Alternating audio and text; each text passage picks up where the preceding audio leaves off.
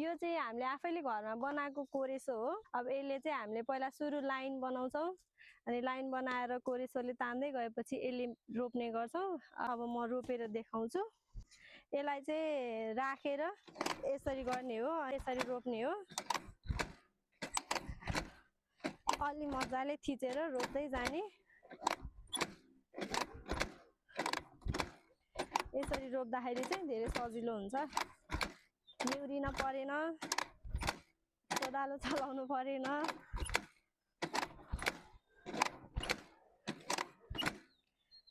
अनि समयको पनि बचत भयो।